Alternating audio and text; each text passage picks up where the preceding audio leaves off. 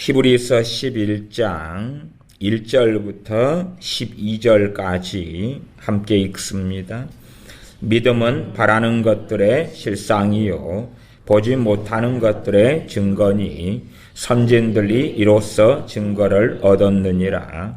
믿음으로 모든 세계가 하나님의 말씀으로 지어진 줄을 우리가 아나니 보이는 것은 나타난 것으로 말미암아 된 것이 아니니라.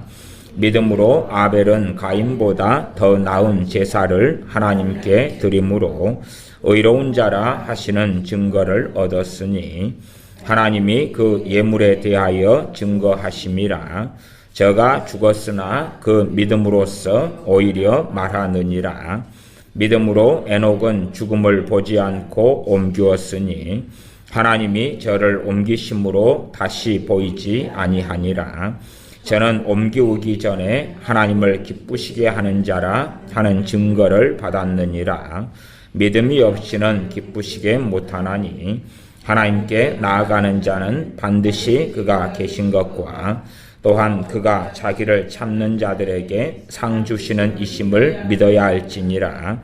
믿음으로 노아는 아직 보지 못하는 일에 경고하심을 받아 경외함으로 방주를 예비하여 그 집을 구원하였으니 이는 말미암아 세상을 정죄하고 믿음을 좇는 의의 후사가 되었느니라. 믿음으로 아브라함은 부르심을 받았을 때에 순종하여 장래 기업으로 받을 땅에 나갈새 갈 바를 알지 못하고 나갔으며 믿음으로 저가 외방에 있는 것 같이 약속하신 땅에 우거하여 동일한 약속을 유업으로 함께 받은 이삭과 야곱으로 더불어 장막에 거하였으니 이는 하나님의 경영하시고 지으실 터가 있는 성을 바랐음이니라. 믿음으로 사라 자신도 나이 늙어 단산하였으나 잉태하는 힘을 얻었으니 이는 약속하신 일을 미쁘신 줄 알미라. 이러므로 죽은 자와 방불한 한 사람으로 말미암아 하늘의 허다한 별과 또 해변의 무수한 모래와 같이 많이 생육하였느니라. 아멘. 히브리서 11장 1절부터 12절까지의 말씀을 읽었습니다. 히브리서 11장은 그 유명한 믿음장이 되어집니다. 그리고 우리가 가장 흔하게 오해하는 것 중에 하나는 믿음에 대한 것입니다. 그래서 많은 사람들은 나는 믿음에 대하여서 알고 있다. 그리고 믿음에 대하여 터부시하거나 무관심하거나 무심합니다. 사실상 많은 사람들이 가진 믿음의 개념이란 성경 말씀에 대한 지식적인 동의다. 나는 동의한다. 나는 그것에 동의한다. 그것을 믿는다는 뜻으로 생각하는 사람들이 의외로 많은 것을 발견합니다. 일단은 최소한 이 히브리서 11장의 대부분의 믿음의 증인들은 구약의 사람들입니다. 그래서 구약은 차치해 놓고라도 신약에서 가장 중요한 주제 중에 하나는 당연하게 믿음에 대한 이야기입니다. 믿음에 대한 말씀을 굉장히 많이 하시는 거예요. 주님께서도 또한 사도들도 이 성경에 기록된 말씀들도 믿음에 대한 말씀을 굉장히 많이 하십니다. 그렇게 따지면 믿음에 대한 말씀은 최소한 그렇게 간단하거나 단순한 것이 아니다 그 말이죠. 우리가 어떤 학문이 있으면 그 학문도 분야가 좁은 것은 조금 배우면 끝나는 게 있고, 그러나 정말 깊고 방대한 것은 점점 광활한 세계에 나아가지 않습니까? 수학 같은 경우다. 수학, 초등학교 수학, 중학교 수학, 고등학교, 대학교, 대학원, 박사의 수학, 점점 나아가지요. 물론 세상의 것들이란 다 한계는 가집니다.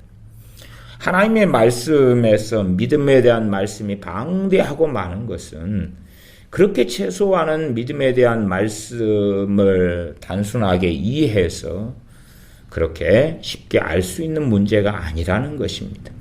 안다고 해도 한 부분, 조금 미미하게 안다는 사실입니다.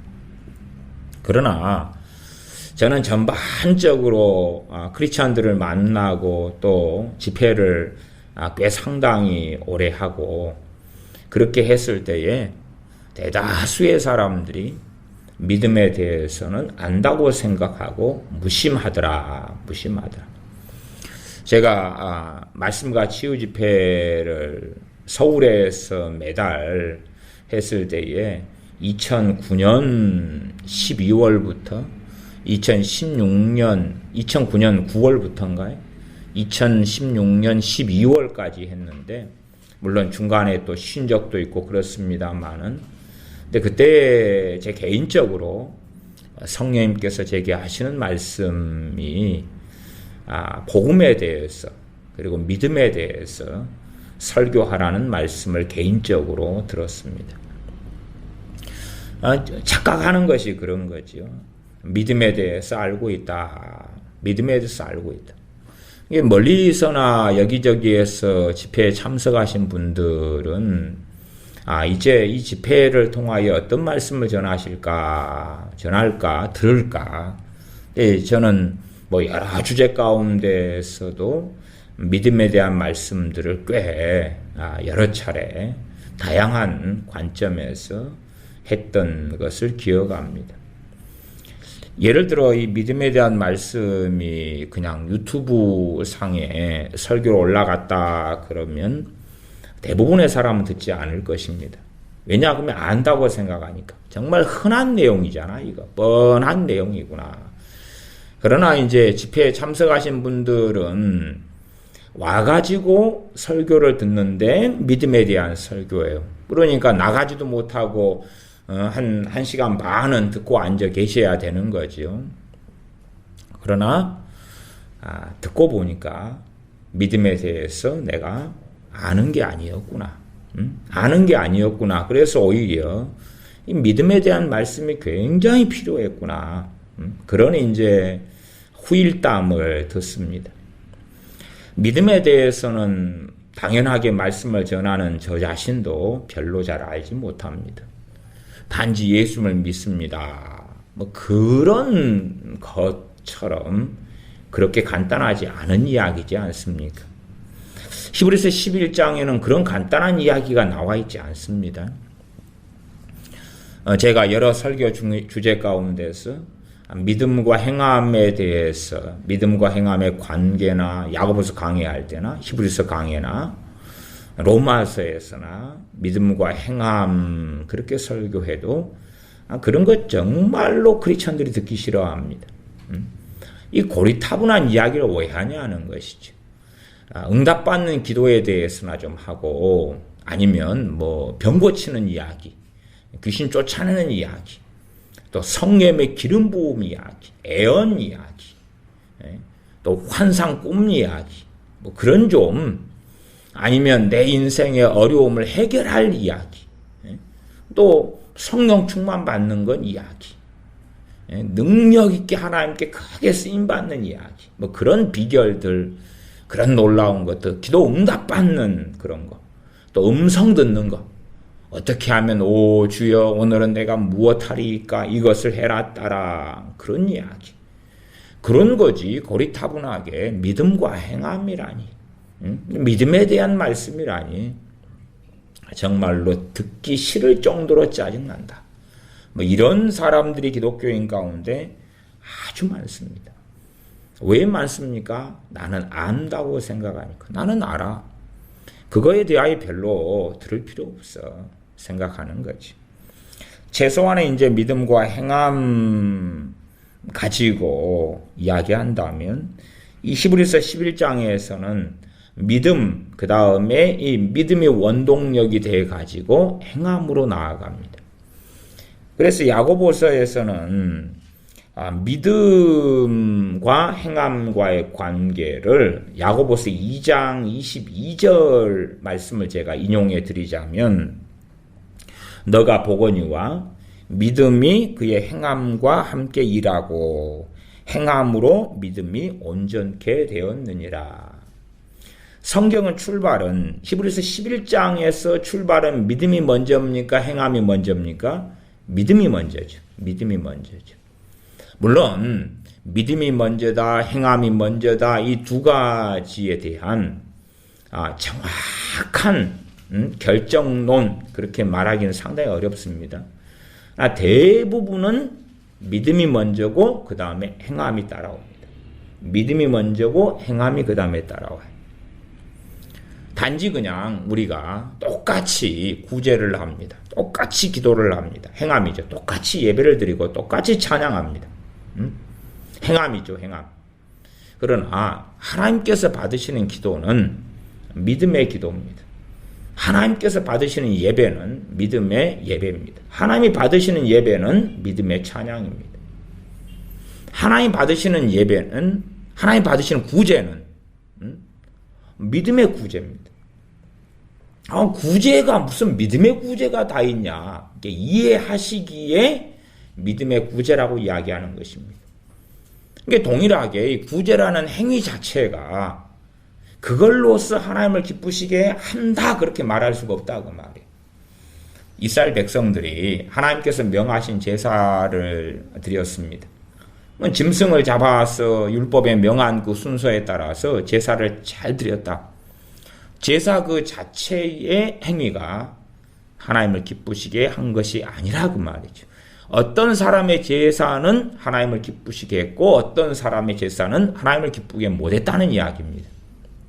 마찬가지로 주님께서 산상수훈에서 구제에 대해서 말씀하시면서 당시에 유대인들의 어떤 구제, 그리고 그들의 지도자들인 바리새인 서기관들의 구제, 사람에게 보이려고 하는 구제에 대한 말씀을 하셨습니다.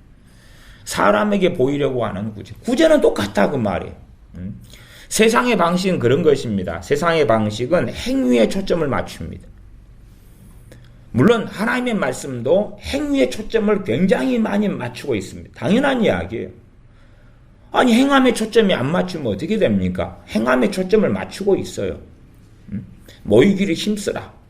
하나님 말씀을 주야로 묵상하라. 다 행함이죠. 겸손하라. 말을 은혜로운 말을 하라. 행함이죠. 다 행함.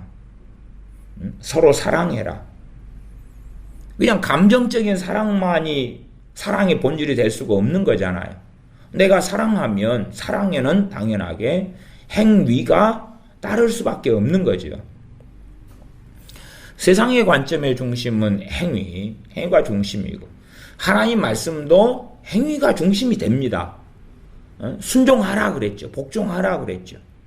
그러나 세상과 하나님의 말씀이 틀린 것은 하나님의 말씀은 행위 이전의 믿음이라는 사실입니다.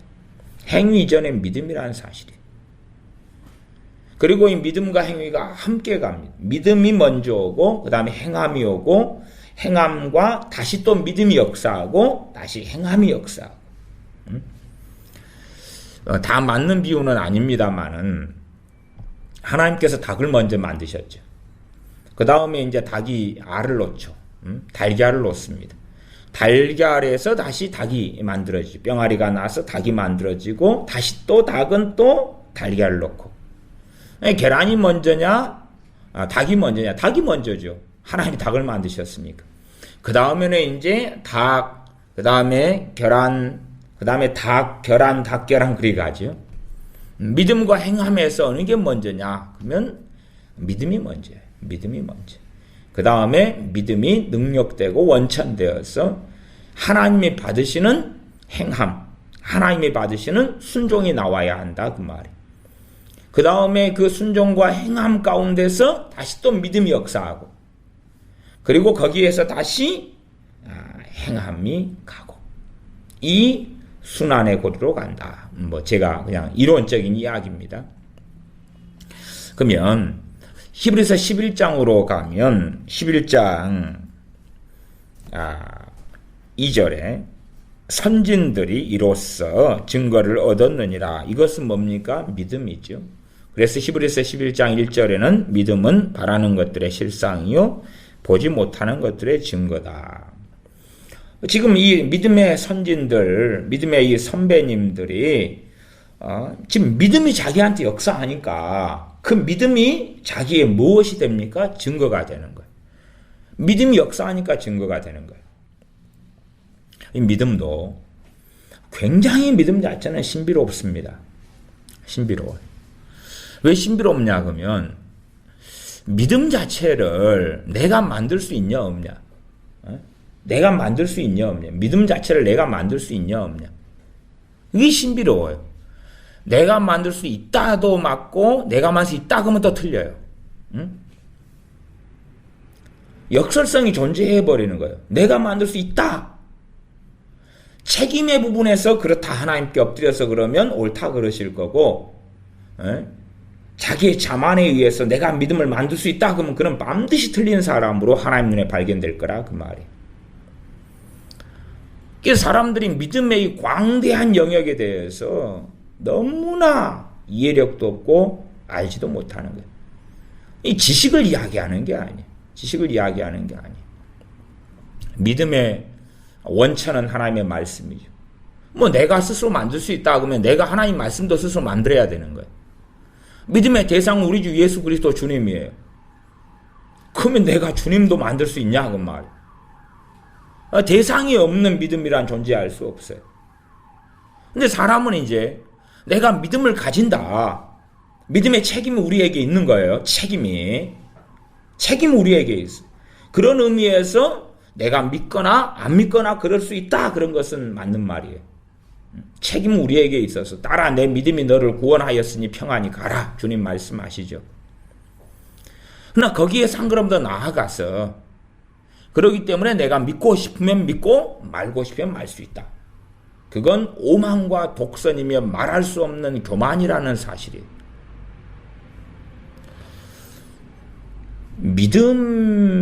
믿음의 말씀, 믿음의 대상. 또한 내가 말씀을 믿는다 그럴 때에 내 스스로의 능력으로 말씀을 내가 믿거나 말거나 그럴 수 있느냐? 그럴 수 없어요. 그럴 수 없기 때문에 그리스도 안에서 성령님께서 역사하시는 거예요.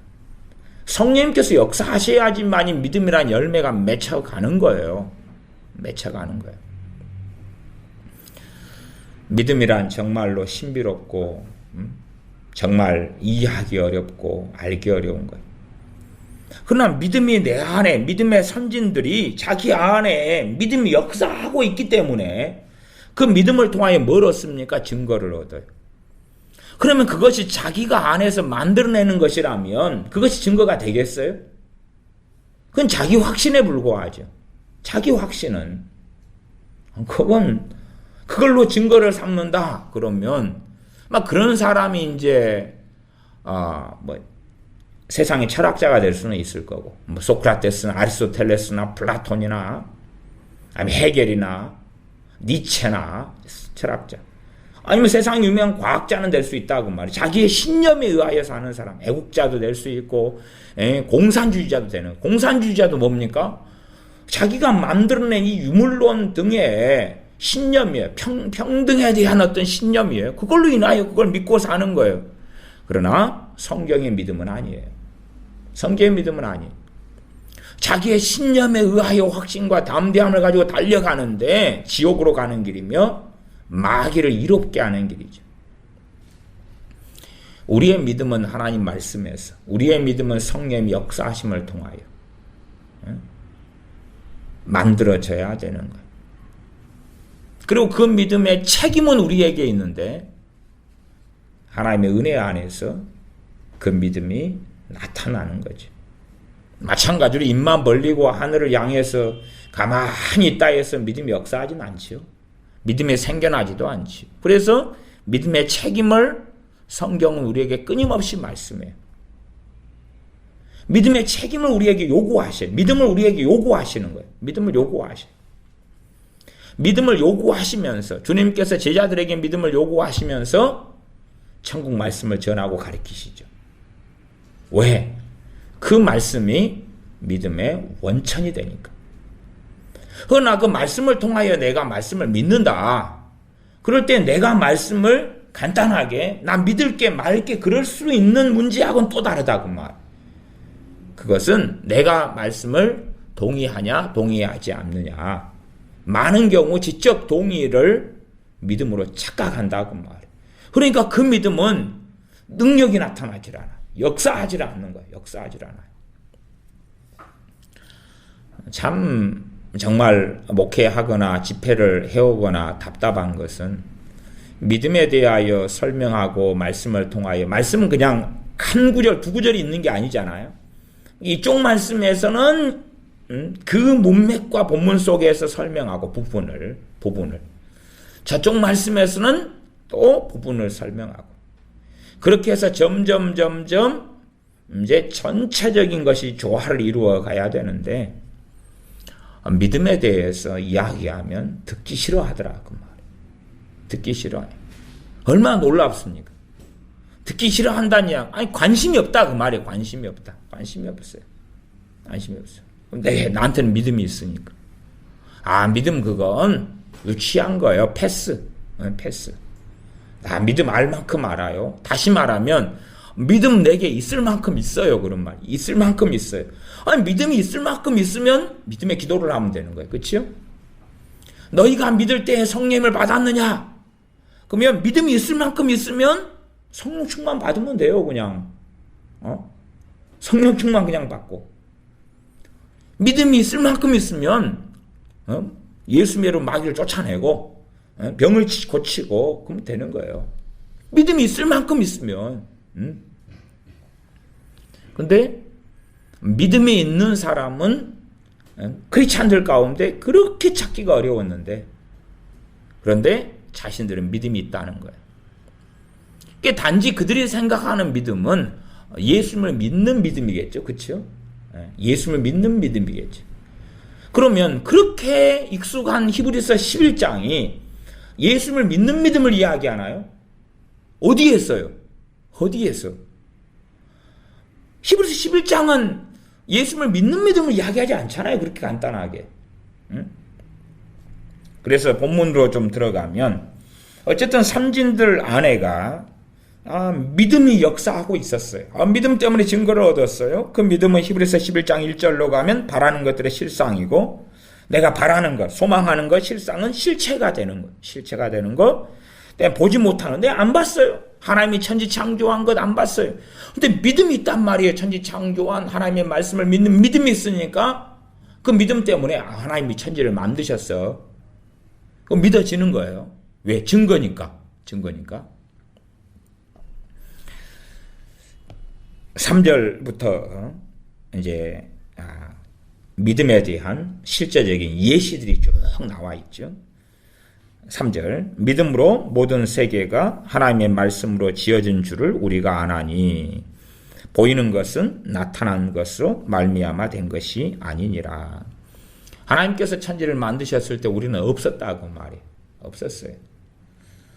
심지어는 이 세상의 과학은 어디로 흘러갑니까? 하나님이 만드셨다가 아니라 우연 발생적으로 만들어졌다. 다시 말하면 진화했다 그러는 거예요.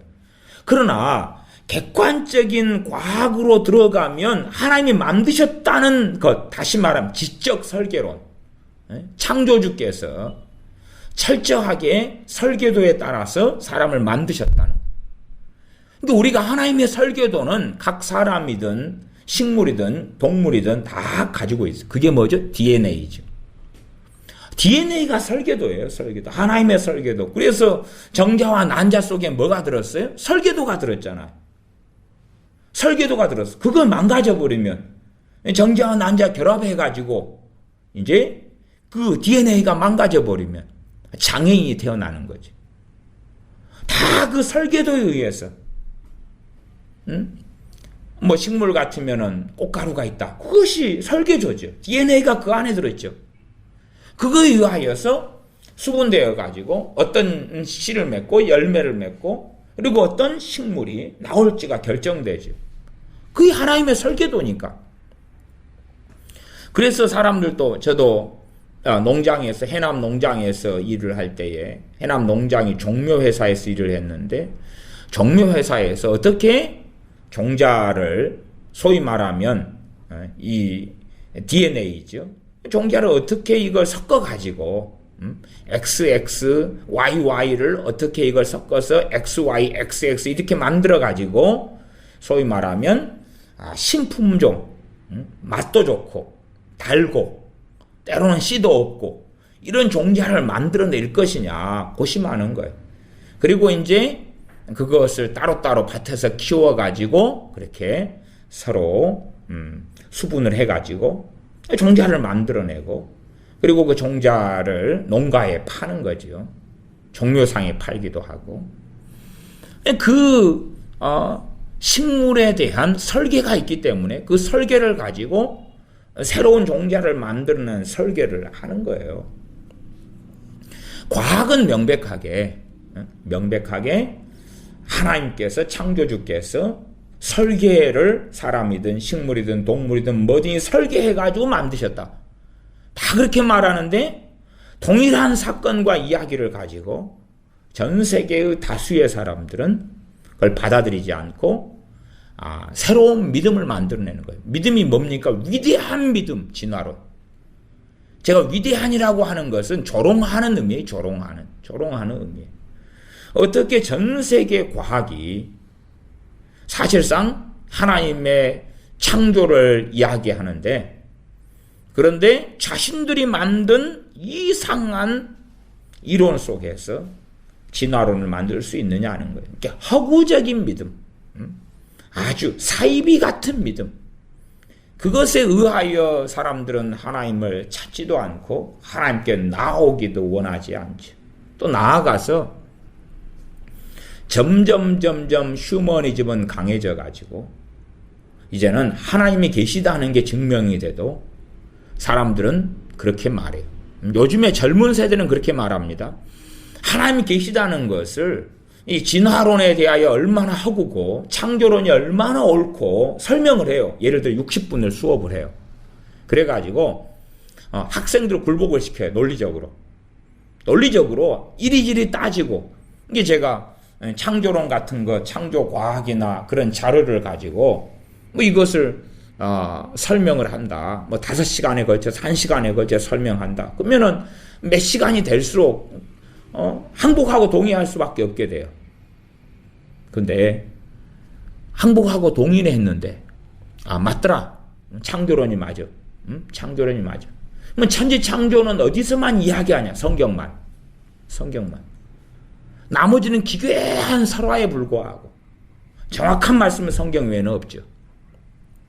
근데 창조주가 있으면 자신의 뜻을 계시하셨을 테니까 하나님이 창조했다는 것을 굴복하고 동의하는데 그렇게 되었다고 해도 젊은 애들이 아니면 장년이든 노년이든 초년생이든 그래서 하나님을 섬겨야 되겠다. 그런 사람은 거의 없다 그 말이에요. 그런 사람은 거의 없어요. 내가 왜 하나님을 섬겨야 되냐? 그럴 이유가 없다. 하나님과 나는 동등하다. 내가 하나님께 왜 복종해야 되느냐? 그건 말이 안 되는 거다. 하나님이 나한테 뭘 해줬다고 내가 하나님께 복종하고 하나님을 섬기고 하나님을 따라야 되냐? 말도 안 된다. 하나님의 법이 있다. 성경이다. 하나님의 법을 내가 왜 지켜야 되냐? 내가 왜 하나님의 법에 따라서 심판받느냐? 말도 안 된다. 하나님이 나한테 뭘 해줬다고 하나님의 법에 따라서 심판받는단 말인가? 정말로 이 온 과학이 하나님 살아계신 것이 증명한다고 해도 그 과학을 통하여 하나님 살아계신 것 전 인류가 동의하고 알아도 그러나 그러기 때문에 하나님 법에 굴복하고 하나님을 섬기고 믿고 그렇게 되지 않는다고. 이게 지금은 그런 시대가 아니에요. 그렇게 되죠. 아예 반역이 만연한 시대. 많은 기독교인들 가운데서도 나 하나님 믿습니다. 나 예수님 믿습니다. 그런데 하나님, 주님, 내게 뭘 해주실 수 있어요? 뭘 해줄 수 있어요? 하나님으로 인해서 행복, 하나님으로 인해서 잘 나가는 것, 하나님으로 인해서 평안한 것, 하나님으로 인해서 성공하는 것, 하나님으로 인해서 가정이 행복한 것, 하나님으로 인해서 내 자식이 잘 되는 것. 하나님 뭘 내게? 다시 말하면 하나님을 믿지만 하나님을 이용하는 세계 속에 가는 거죠. 하나님을 이용하는 거예요. 하나님을 예배하기보다는. 또 예배도 순수하기보다는 예배를 잘 드리면 내 인생이 성공한다. 예배를 잘 드리면 내 기도가 성공하고 내 가정이 성공하고 내 자녀가 성공하고 내 인생이 성공하고. 그래서 하나님을 섬기는 것에서 나의 굉장한 백그라운드, 내 힘과 능력으로는 이 험난한 세상을 다 헤쳐나가기 못하는 약자가, 흙수저가 또 나기 때문에 또한 능력 있는 분, 하나님을 의지하면 평안하니까. 그래서 하나님을 믿는 거지. 정말로 하나님의 도우심은 필요한데 하나님을 위한 삶을 살아나가는 것은 사실상은 큰 관심이 없다. 그렇게 되고만 세대가 되었습니다. 믿음에 대한 말씀으로 돌아가면 이제 3절은 지나고 11장 4절, 믿음으로 아벨은 가인보다 더 나은 제사를 하나님께 드림으로 의로운 자라 하시는 증거를 얻었으니. 아벨에게 뭐가 있었습니까? 믿음이 있었고, 가인에게는 뭐가 없었습니까? 믿음이 없었고. 아벨에게는 믿음이 있었고, 믿음이 있으니까 형 가인보다 더 나은 제사를 드릴 수 있었다고 말이죠. 더 나은 제사. 더 나은 제사라 그랬지 완벽한 제사라고 이야기하지는 않았습니다. 완벽한 제사는 아니에요. 더 나은 제사예요. 그리고 가인의 제사는 하나님이 안 받으셨어요. 소위 말하면 가인의 제사는 하나님의 커트라인에 미달된 거죠. 미달됐어요. 그리고 아벨의 제사는 하나님의 커트라인을 넘어섰죠. 꼭 자격증에 60점의 합격이다 그러면은 아벨은 60점이 넘었다 그렇게 비유로 설명하겠습니다.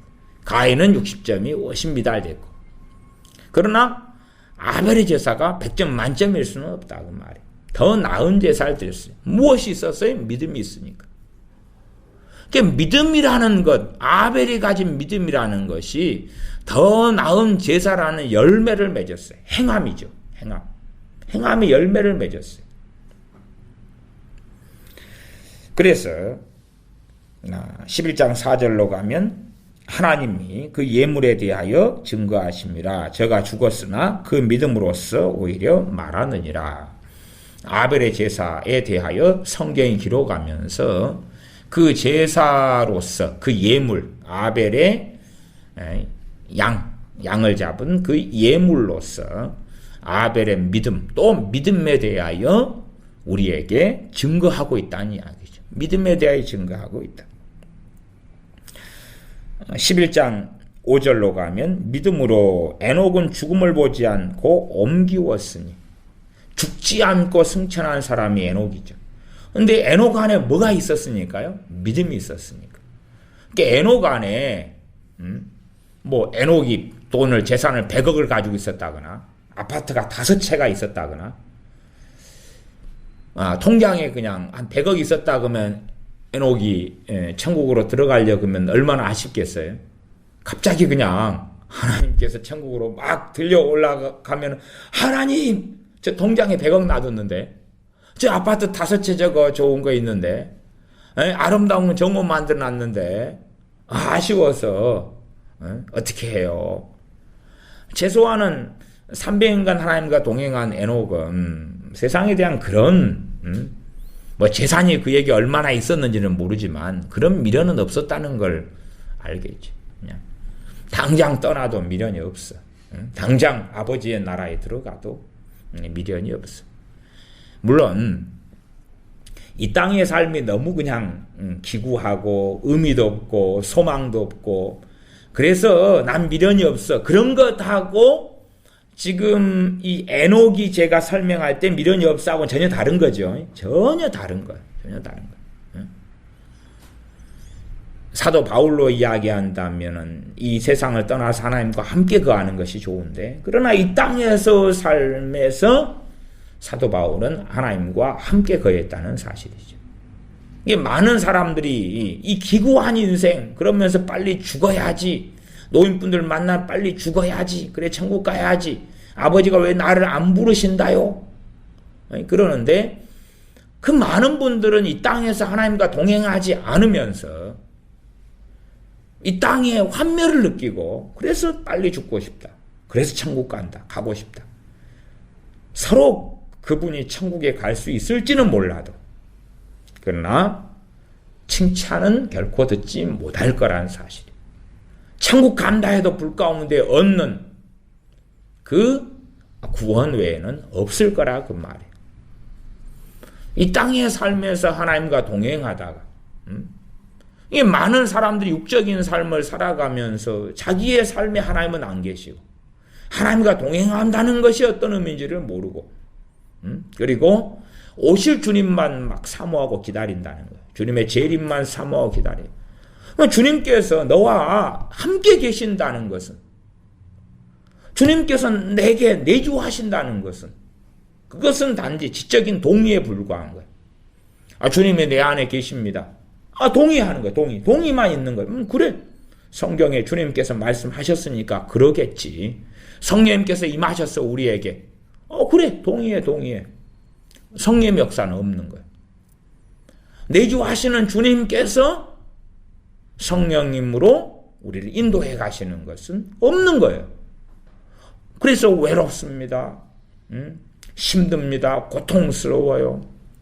아무도 나를 알아주지 않아요. 실패했어요. 가진 게 없어요. 소망이 없어요. 살기 싫어요. 자기와 함께 하시는 주님은 없는 거예요. 왜? 동의는 하는데, 말씀에 동의는 하는데 믿음은 없으니까. 믿음이 없으니까 믿음의 능력이 없죠. 불이 있다면, 활활 타오르는 불이 있다면 그 불은 능력이 있을 거예요. 그러니까 불에다가 타오르는 불에 종이를 던져놓으면 종이를 태워버려요. 타오르는 불에 오징어를 구우면 오징어가 구워져요. 왜? 타오르는 불은 살아있는 불이니까. 살아있는 불이니까. 그러나 죽은 가짜 불은, 그건 오징어를 굽지도 못하고 따뜻하게 하지도 못하고 뭐 다른 여러 일을 못하지요.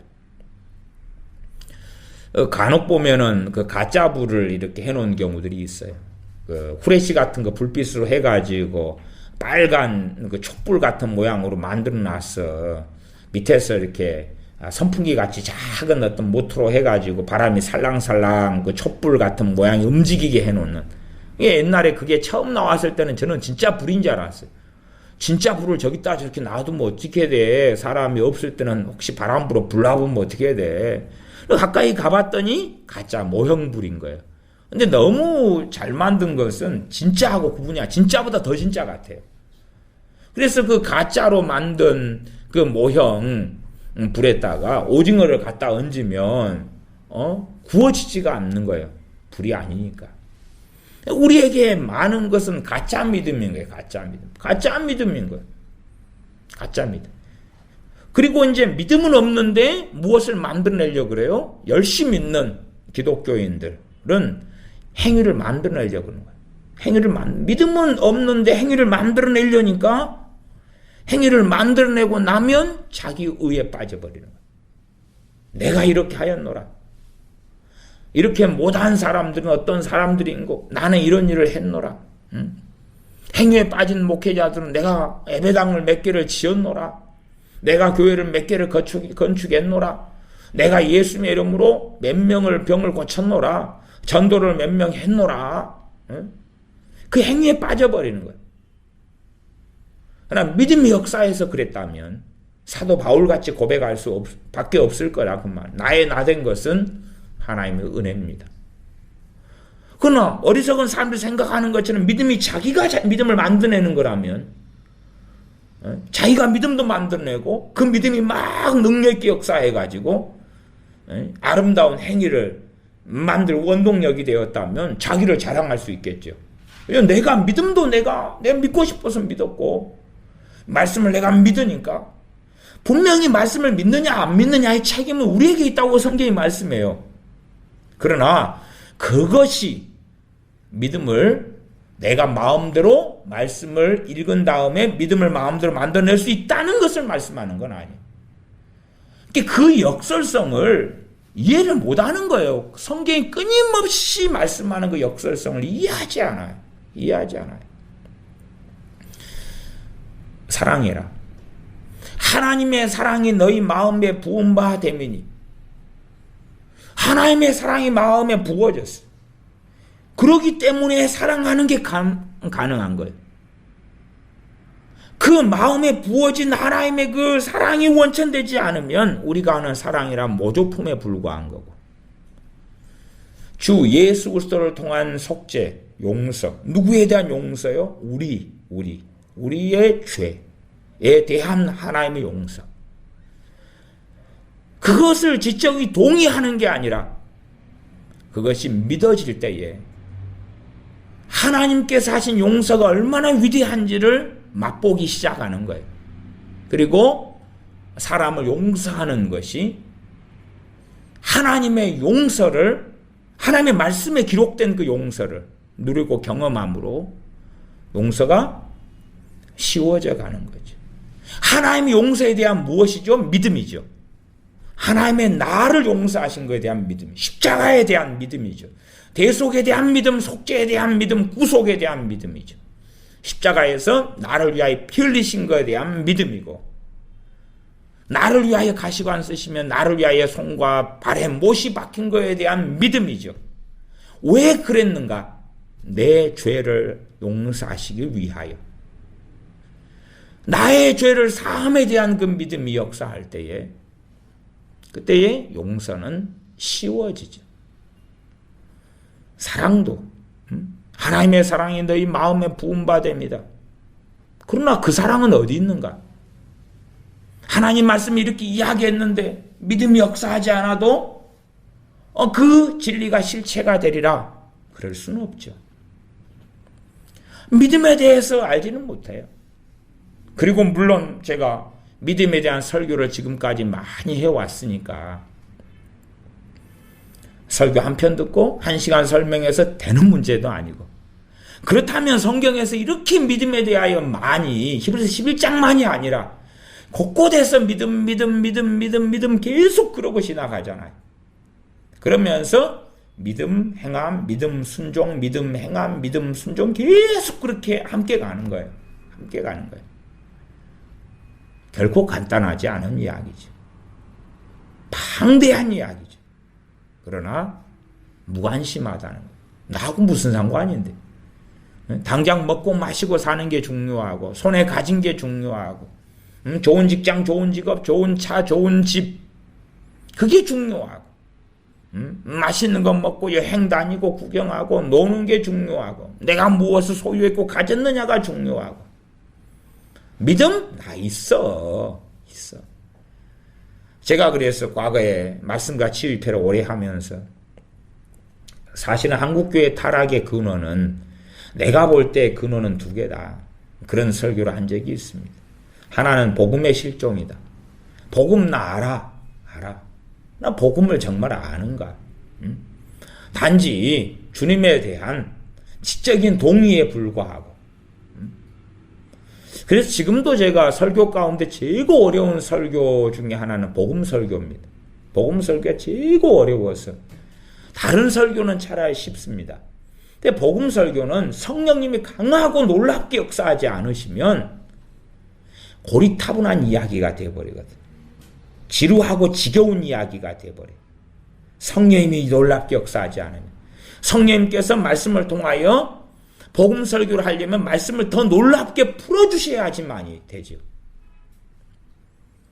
제가 너희가 무슨 말하려면 성령님의 말하게 하심을 따라서 말해야 된다. 하나님의 말씀으로 하는 것 같이 하고, 하나님 말씀하는 것 같이 하나님 말씀을 하라, 그 말이에요. 그 가치가 본래는 없는 말씀입니다. 그런 거 제가 과거에서부터 설명해 왔었고, 제가 설교자로서 성령 역사하심을 따라서 말하는 것은 누구 책임입니까? 저 책임이에요. 그러나 제 능력으로 됩니까? 안 되죠. 그 역설성이라요. 그 역설성. 성령님께 주신 말씀으로 해야 되는 거예요. 근다고 입 벌리고 성령님께서 그렇게 제 입을 통해서 하세요. 될 수 있는 문제는 아니죠. 그러나 책임은 저 책임이라. 그러나 성령님께서 저를 통하여 말씀하시게 하시느냐? 그렇지 못하는 저 책임인데, 또 제가 마음대로 성령님을 지배할 수 있고 조종할 수 있는 건 아니다 그 말이에요. 하나님의 말씀의 진리의 시작부터 끝까지 역설성의 시작이 역설성에서 끝나요. 제가 다른 말로 양면성이라 그렇게도 말씀했어요. 역설성이 역설성. 그러나 머리로 성경을 이해하고 아는 사람은 둘 중에 하나만 선택하는 거예요. 하나만 선택해요. 믿음과 행함에 있어서도 아마 많은 기독교인들이 둘 중에 하나예요. 둘 중에 하나. 난 믿습니다. 믿습니다. 오직 구원, 오직 믿음, 오직 믿음. 근데 오직 믿음은 성경적으로 맞아요. 진리예요. 진리예요. 그러나 또한 거기에서 끝나지 않아요. 왜? 역설성이 있으니까. 오직 믿음 그러면 진리예요. 근데 오직 믿음인데 오직 사랑 그래도 진리예요. 그치요? 오직 예수 그리스도 맞잖아요. 오직 복음 맞잖아요. 오직 은혜 그것도 맞잖아요. 그러니까 역설성인 거예요. 오직 믿음 그러면 세상의 개념에는 믿음 외에는 딴 게 없어야 돼요. 이제. 그러니까 세상의 관점으로 성경을 자꾸 이해하려는 거예요. 오직 믿음 그 관점으로 성경이 말씀해요. 근데 또 어떨 때는 오직 은혜 그 관점에서 성경이 말씀해요. 어떨 때는 오직 예수 그리스도 그 관점에서 말씀해요. 그러나 오직 행위 그렇지는 않아요. 그렇죠? 오직 순종 그렇지는 않죠. 순종하려면 그 앞에 순종의 근원과 원천이 있어야 되죠. 원동력이 있어야 되죠. 능력의 원천이 있어야 되죠. 단지 겉으로만 예배 드린다고 하나님께서 받으시는 예배가 되지는 않는다. 그 말. 찬양을 아주 아름답게 부른다 해서 하나님이 받으시는 찬양이 될 수는 없다. 그냥. 받으실 수도 있고 안 받으실 수도 있는 거다. 그 말이에요. 본문으로 들어가서 히브리서 11장 4절로 갑니다. 4절에는 믿음으로 아벨은 가인보다 더 나은 제사를 하나님께 드렸다. 믿음이 있으니까 그 믿음이 원동력 원천이 돼가지고 가인 형보다 더 나은 제사를 드렸다. 믿음 다음에 그 믿음이 원천되어 가지고 무엇을 가져오죠? 더 나은 제사를 가져오죠. 더 나은 제사를 드릴 수 있었어요. 아벨 안에 무엇이 역사하니까요? 믿음이 역사하고 있으니까. 11장 5절 믿음으로 에녹은 죽음을 보지 않고 옮기웠다. 믿음이 에녹 안에 역사하고 있으니까 하나님께서 그를 죽지 않은 상태에서 산채로 천국으로 데려가셨다 그 말. 에녹 안에 믿음이 없었다면 그러지 않았겠지. 지금 간단하게 예수를 믿는 믿음을 이야기하고 있는 게 아니잖아요 지금. 응? 예수를 믿는 믿음을 이야기하고 있는 거라면 최소한 신약시대에 있는 모든 사람이 죽지 않고 다 가야 되죠. 천국으로. 죽지 않고 에녹처럼 다 올라가야 될 거 아니에요. 근데 안 그랬잖아요. 예수를 믿는 믿음을 디모데도 가지고 있고 사도 바울도 가지고 있고 브루스 길라 아굴라도 가지고 있고 에바브로도 가지고 있고 디도도 가지고 있잖아요. 그러나 천국으로 산채로 올라갔냐 그 말이에요. 안 그래요. 그걸 말씀하는 게 아니라 그 말이에요. 이 믿음장에 대해서 어느 목회자가 설교 안 한 사람이 있었겠어요. 또 어느 교회 교인이 신앙 연수가 좀 되는 사람 치고 안 읽어본 사람 있겠냐 그 말이에요. 설교를 누가 안 들어봤겠냐고. 또 누가 안 읽어봤겠냐 그 말이에요. 그런데 소경이 돼가지고 자기가 보고 싶은 것만 보고 읽고 싶은 것만 읽는 거예요. 자기식의 해석을 자꾸 하니까. 에녹에 대해서는 믿음이 이제 에녹이 있단 말이에요. 믿음이 있어요. 그럼 이 믿음은 자라가고 성장해 간다 그랬어요. 제가 어떨 때 설교는 성장하는 믿음, 뭐 이런 제목도 전하고, 믿음의 다양한 측면에서 저 같은 경우에 오랫동안 설교해 왔습니다. 11장 5절. 저는, 하반절이요. 저는 옮기우기 전에 하나님을 기쁘시게 하는 자라 하는 증거를 받았느니, 옮기우기 전에 하나님을 기쁘시게 하는 자라. 믿음이 에녹 안에 있으니까 누구를 기쁘게 하는 삶을 삽니까? 에녹이 하나님을 기쁘시게 하는 삶을 살아요. 믿음이 있으니까 하나님을 기쁘시게 하는 삶을 살아요. 우리의 기도도 그렇잖아요. 많은 시간을 기도하는 사람도 있어요. 많은 시간을 기도하는 여건이 되고 환경이 되고 그럴 수 있다면 좋은 거예요, 그건. 그러나 그 좋은 것이 항상 좋은 열매를 맺는 건 아니에요. 왜요? 믿음이 없는 기도가 얼마든지 되거든요. 믿음이 없는 기도라면 그 기도에 성령님이 역사하시겠냐 그 말이에요. 성령님이 역사하지 않는 기도는 자기 육만 역사하거나 육만 있는 기도거나 육신의 기도거나 아니면 마귀가 틈타고 역사하는 기도가 되겠죠. 성령님께서 우리의 기도를 안 도우신다면 우리의 기도는 그 자체로 어리석음이 되기도 한다는 사실이죠.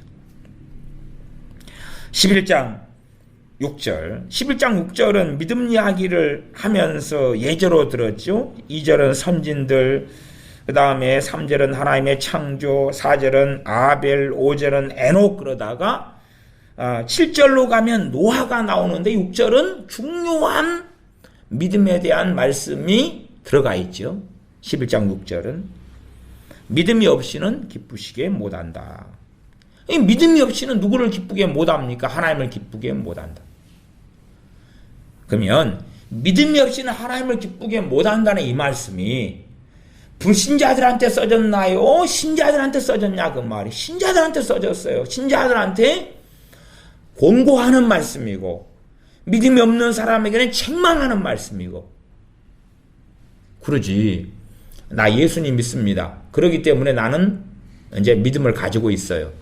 그건 예수를 믿는 믿음은 가지고 있을 수 있다 그 말이에요. 그렇잖아요. 뭐 다른 무수히 많은 믿음은 어딨냐 그 말이에요. 그래서 주님께 치유받으러 오는 사람들도 그 치유에 대한 믿음인 거예요. 그치요? 치유에 대한 믿음이 있느냐 없느냐. 또한 주님의 사도들 제자들 같은 경우도 주님께서 주님과 함께 배를 타고 가다가 주님은 낮잠을 주무시고 풍랑이 일어났어요. 그들은 막 두려워하는 거예요. 두려워해. 주님께서 책망하시잖아요. 믿음이 적은 자들아 왜 두려워하느냐. 주님의 사도들 제자들은 주님 믿는 믿음이 있었잖아요. 그런데 믿음이 적다고 책망을 받는다고 말이에요. 무슨 상황이냐 그 말이죠. 그 사람들은 믿음에 대해서 나 예수님 믿으니까 믿음 게임 오버. 나 믿음 통달했어. 뭐 그까지는 생각 안 하더라도 아이고 그 믿음 그거 뭐야? 나 알아 그거 알아. 아니까 관심이 없는 거죠. 안다고 생각하니까. 믿음에 대한 말씀이 얼마나 많은가. 그러면 보면 이제 이 지적인 동의로 가는 믿음을 가진 사람은 성경을 볼 때 믿음 이야기만 나오면 지루해요. 지루해져 버려요 이미. 스킵 통과. 믿음 말씀만 나오면 그 뻔한 거 그냥 또 반복이네 이거. 다시 말하면 믿음에 대한 성경만 나오면 그 구절만 나오면 자기는 대단히 거룩해지고 의로워지고 경건해져 버리는 거. 왜? 나 이거 아는 이야기 나왔어. 알아. 나 실력 있네. 여기도 믿음. 나 알아. 여기도 믿음. 나 알아. 한 두어 절 지나가니까 또 믿음. 나 알아. 이런 거. 아이고 아는 말씀이 지겹게 나왔네. 나 얼마나 믿음이 좋고 나 경건해요. 얼마나 하나님과 깊이 알아. 그러나 믿음에 대하여 그 비밀, 그 역사를 맛보고 있는 사람들은 믿음에 대한 말씀의 구절이 나올 때 눈이 동그래집니다. 유심히 보게 돼요. 많은 관심을 가지게 됩니다. 왜?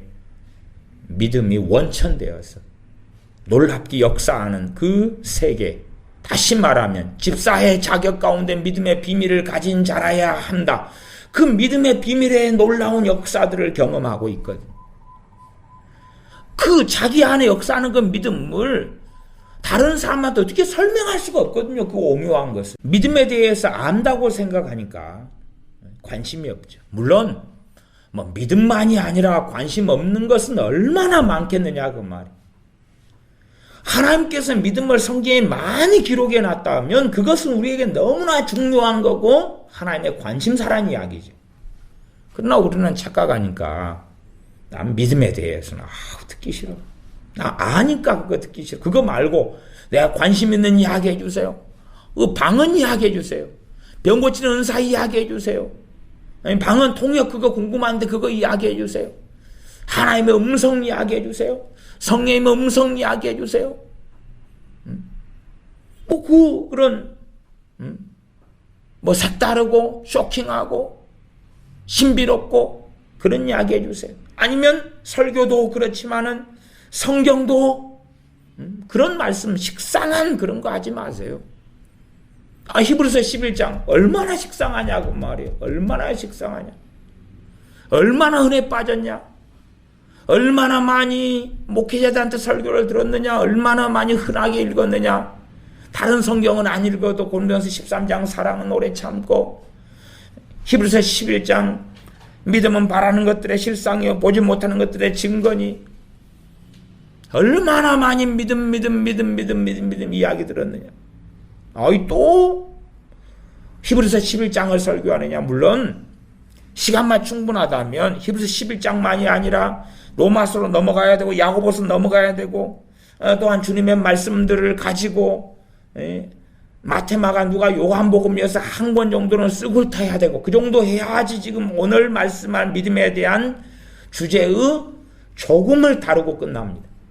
그러니까 제가 찾아놓은 성경 구절은 히브리서 11장, 로마서 9장, 10장, 11장의 본문 한 3개, 야고보서에 있는 말씀 주로 2장에서, 그 다음에 마태마가 누가 요한복음에서는 믿음 행함에 대해서 예제를 삼아야 되니까 짧은 성경인 마가복음에서 1장부터 2장, 3장, 4장, 5장 쭉 찾아놨는데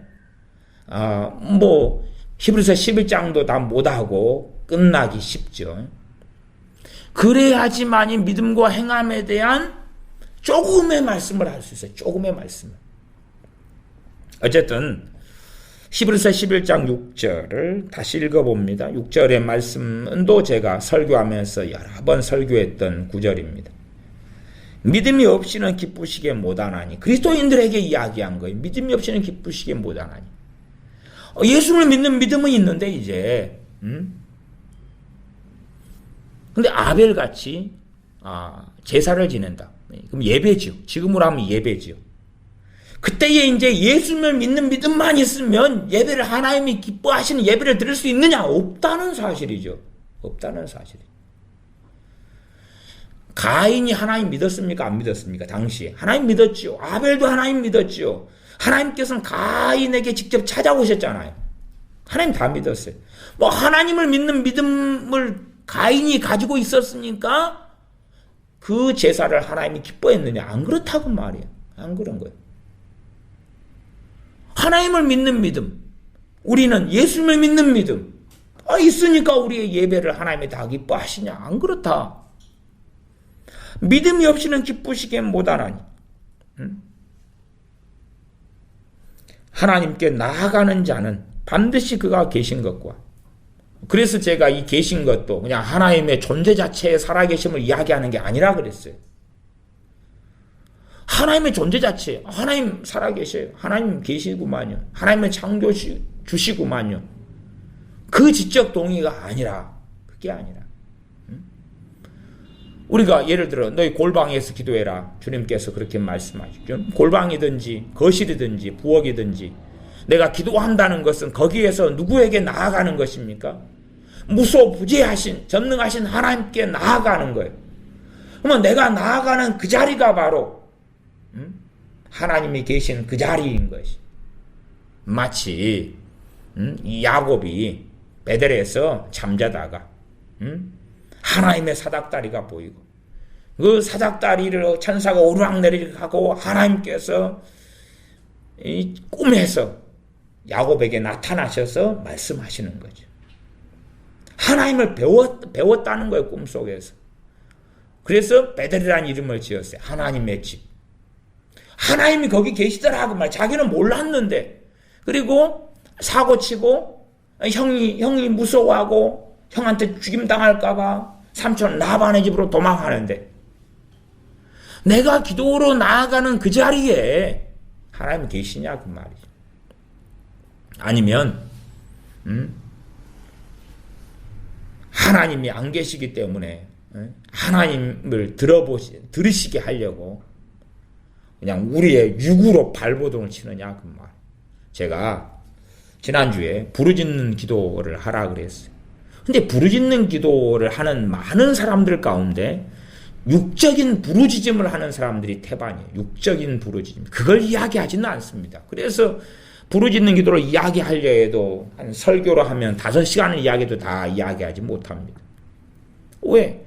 겉만 본 다음에 부르짖는 기도로 영적인 눌림에서 자유케 되라. 그러면은 그런 제목을 비싼 제목을 달았습니다만은 막 소리만 크게 내가지고 하면 되느냐? 아니요.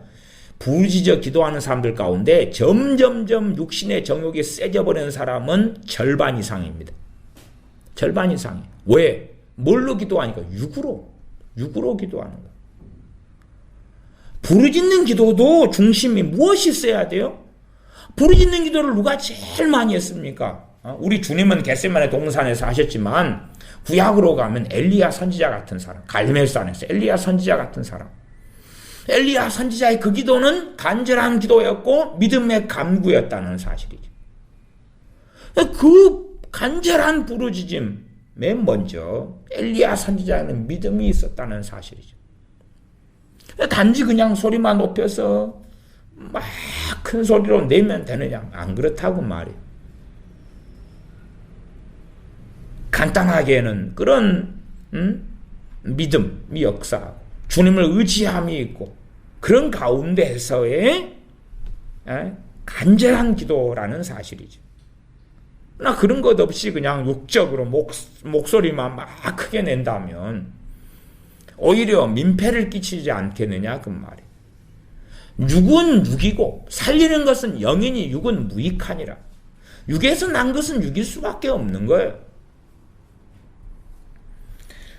11장 6절로 돌아가서 믿음이 없이는 기쁘시게 못하나니 하나님을 기쁘시게 못한다. 하나님께 나아가는 자는 반드시 그가 계신 것과 그래서 제가 성경을 읽을 때도 하나님 앞에서 말씀을 읽어라는, 하나님 앞에서 읽으려면 뭐가 있어야 가능하죠? 믿음이 있어야 가능한 거. 믿음이 있어야 가능한 거. 그러니까 성경 읽기를 많은 크리스찬들이 하는데 그가 계신 것과 하나님 앞에서 읽지 않는다고 말이에요. 그러니까 말씀을 읽는데 하나님의 도우심, 하나님의 은혜를 받지 못하는 거예요. 하나님의 은혜를 받지 못해요. 제가 설교자로 설교하고 여러분은 설교를 듣습니다. 그러면 전하는 저도 하나님 앞에서 전해야 되고 그래야지만이 설교하는데 하나님의 은혜와 성령의 도우심을 받는단 말이에요. 듣는 여러분도 저라는 사람 자체에서 듣는 게 아니라 하나님 앞에서 말씀을 들어야지. 저는 사람이니까 어떤 것은 틀린 이야기를 할 수도 있고 설교를 하는데 하나님의 말씀 빙자해서 제가 틀리게 말할 수도 있단 말이에요. 그러면 그것을 여러분은 안 받아들이도록 하나님의 도우심을 받는 거예요. 그러나 하나님으로부터 오는 것을 바르게 제가 대언했는데 그것을 여러분의 육신적으로 맞다 해서 그냥 받아들이고 거기에 하나님의 은혜와 도우심이 없다면 좋은 열매를 맺을 수가 없다는 사실이에요. 여러분이 말씀을 듣는 그 자리가 하나님께서 계시고 하나님 앞에서 말씀을 들어야 되는데 거기에 믿음이 있어야 되는 거예요. 그래야지만이 가능한 거예요. 설교를 듣든지 기도를 하든지 성경을 읽든지 찬양을 하든지 아니면 무슨 봉사를 하든지 무슨 일을 행하든지 무슨 말을 하든지 마찬가지다 그 말이에요. 정말로 제가 히브리서 11장 6절 같은 경우는 제가 그래도 설교는 꽤 많은 설교를 한다 그 말이에요. 그런 목회자에 속하는데도 설교를 중복되게는 거의 잘 하지 않습니다.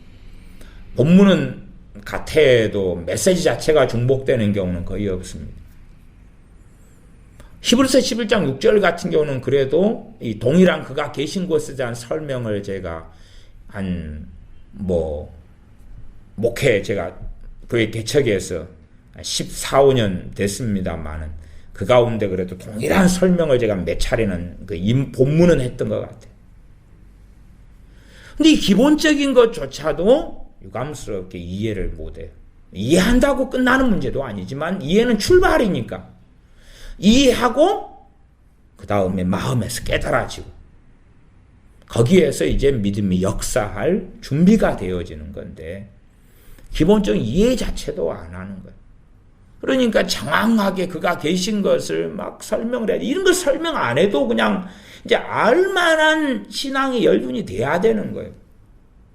항상 기억, 니은, 디귿, 리을, 2는 4, 2, 3은 6, 2 더하기 3은 5 그러고 설명해야 되는 건 아니기 때문에 이게 기본적인 건 좀 알아야지 그 다음 것을 통과하면서 설명하고 다룰 수가 있죠.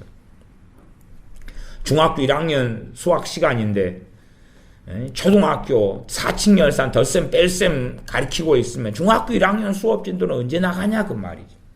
그런 것처럼 기본적인 것을 이해하지 못하고 알지도 못하면서 안다고 생각하는 신앙생활을 헛해버린 사람들. 아니 말씀 성경 66권이 없이 어떻게 신앙생활을 하냐 그 말이에요. 진리 안에서 주님은 역사하고 성령이 역사하시는 거예요. 말씀 66권 안에 복음이 있고 그런데 가장 기본이 되는 텍스트인 하나님의 말씀도 제대로 알지 못하는 가운데 어떻게 올바른 신앙생활을 할 수 있는가 그 말이죠. 없는 거예요. 그러니까 사람들은 무슨 계시, 무슨 음성, 무슨 꿈, 무슨 환상에 집착하지 하나님의 말씀에 주의하고 집중하지 않지요. 애언, 누군가의 애언. 누군가가 이렇게 말씀하셨다. 당신에 대하여 꿈을 꾸었더니 이런 꿈을 꾸었다.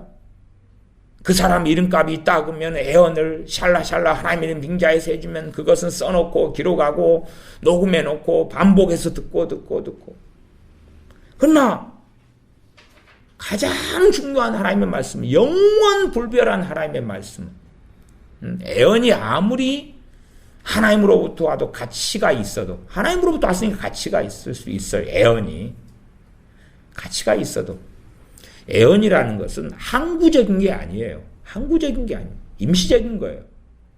사무엘 선지자가 사울 왕에게 애언해요. 그 애언은 영원한 게 아니라고 말해요. 영원한 게 아니에요. 하나님께서 아브라함한테 언약을 하고 말씀을 하셔요. 그러나 그럼에도 불구하고 아브라함만이 아니라 그의 후손들이 잘못된 길을 걷는다면 그 언약은 열매를 맺지 못하는 거예요. 하나님의 약속이라도.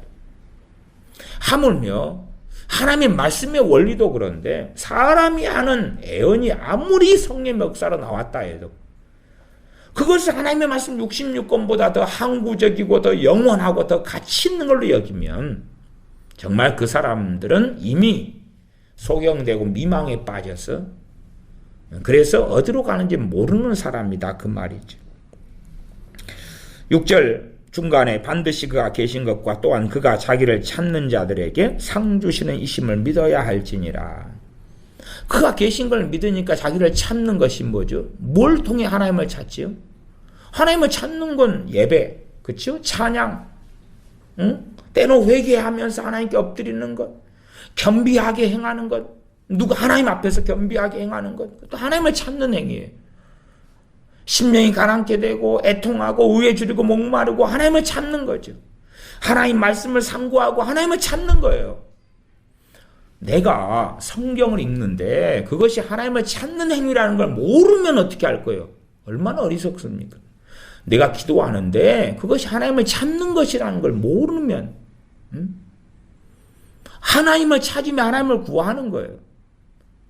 그러니까 하나님을 찾고 구하는 이 일들에는 우리 지금 그리스도인들에게 하는 이야기입니다. 이 하나님의 말씀이. 그거에는 무엇이 따른다고요? 상이 따른다고 말이에요. 상이 따른다. 우리가 기도하고 하나님을 찾는 것이 상 받을 일이 되는 건 아니에요. 그러나 하나님의 약속의 말씀은 상을 주신다는 거예요. 상을 주셔요. 그럼 거꾸로 하나님이 보실 때에 바르게 하나님을 찾는 게 아니라면 그의 찬양이든 그의 예배든 그의 기도든 그의 말씀을 묵상하는 것이든 상은 없다는 사실이죠. 다시 예제로 가면 그래서 이제 6절은 믿음이 있으니까 그 믿음을 통하여 열매가 맺히죠. 믿음이 있으니까 믿음이 있어서 하나님께 믿음을 가지고 나아가는 거 아닙니까? 그리고 또 열매가 맺지. 믿음이 있으니까 그 첫 번째 열매가 하나님께 믿음을 가지고 나아가게 되는 거예요. 믿음이 있으니까 나아가는 거예요. 믿음이 있으니까 나아가는 거예요. 그리고 하나님의 상을 주시는 또 열매가 맺혀요. 7절. 믿음으로 노아는 아직 보지 못한 일에 경고하심을 받아.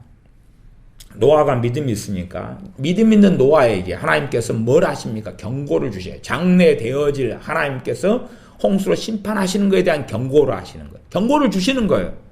왜? 노아는 피하고 살아남도록 하나님의 진노에 물로 인한 심판에 노아는 빠지지 않도록. 노아에게 무엇이 있으니까요? 믿음이 있으니까. 노아에게 믿음이 없었다면 하나님께서 노아에게 경고하시지 않았을 거라고 말해요. 믿음으로 노아는 아직 보지 못한 일에 경고하심을 받아.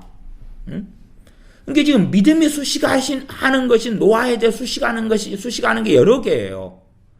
믿음이 있으니까 하나님의 경고를 받을 수 있었어요.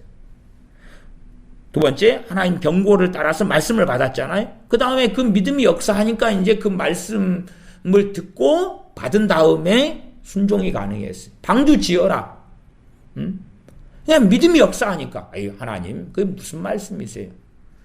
당시에 노아의 시대 때는 아직 비가 없었던 시대입니다. 비가 없었어요. 그건 창세기에 보면 나오는 본문입니다. 비가 없었어요. 지금의 지구하고는 물의 상황이 다릅니다. 일반적으로는 이 지구를 물층이 둘러싸고 있었다 이렇게 말할 수가 있어요. 그래서 필요한 것은 다 이슬 같은 걸로 다 충족이 됐던 시대예요. 비를 볼 수 없는 시대예요. 비가 없으니까 당연히 무지개가 없죠. 근데 억수 같은 비가 쏟아진다는 거예요. 보지 못하는 비를 믿어야 되는 상황인 거예요. 물론 사람들은 성경 본문 창세기에 좀 주의하지 않으니까 그걸 모르고 창세기 좀 주의하고 그 다음에 창조론을 좀 더 그쪽 관련해서 말씀을 좀 공부하고 하는 사람은 무슨 말인지 이해를 할 겁니다만 어쨌든 모른다 할지라도 노아가 믿음이 있어서 하나님께서 경고를 하시고 방주를 지으라 하실 때에 믿음이 역사하니까 방주를 짓는 거예요. 믿음이 역사하지 않으면 방주를 지을 수는 있어요. 그러나 짓는 내내 뭐 하겠습니까? 확신이 없지, 담대함이 없이, 또 불안하지, 초조하지. 방주라는 그 어마어마한 걸 지으면 그가 가진 재산을 다 쏟아야 되고 그가 가진 많은 시간을 쏟아야 되고 그의 자식들도 다 협세해가지고 합세해서 방주를 짓는데 나중에 이제 그게 썩어 문드러지고 아무 의미가 없으면 자기만 초라하고 수치스럽고 부끄러움을 입는 사람이 되겠죠. 그 방주를 짓는 기간이 몇 년인지는 몰라요. 성경을 다 그냥 쉽게 그냥 장난치는 사람은 120년간 지었다. 성경에 그건 없습니다. 그게 몇 년인지는 몰라요.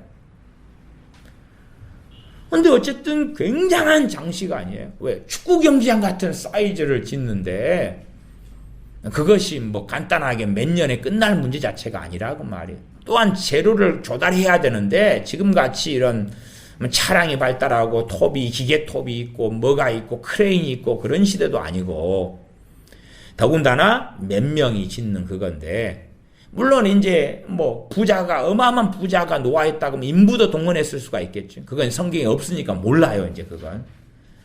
그러나 당연하게 높은 데다가 짓는데 그런데 쉬운 여정이 될 수는 없었겠다 그 말이에요.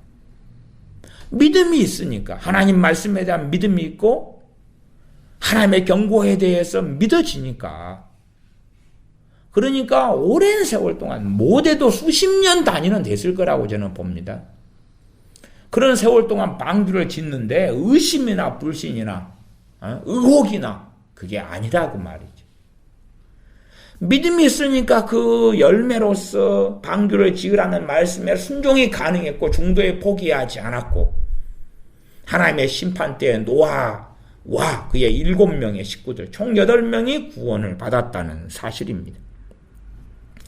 7절 더 읽으면 경외함으로 방주를 예비하여, 믿음이 있으니까 그 다음에는 경외함으로, 하나님을 두려워함으로, 그 말이죠. 하나님을 두려워함으로, 하나님을 경외함으로, 하나님 말씀에 있어서 그 순종하기 위하여 믿음과 그게 자연스럽게 함께 가는 게 경외함이라는 걸 알 수가 있어요. 믿음이 없는 사람에게 하나님을 두려워함이란 어디 있느냐 그 말이에요.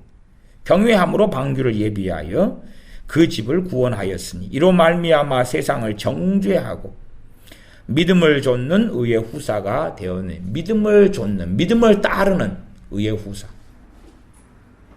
이 노아에는 신기한 노아에 대한 말씀이 믿음을 좇는 의의 후사라는 말씀이에요.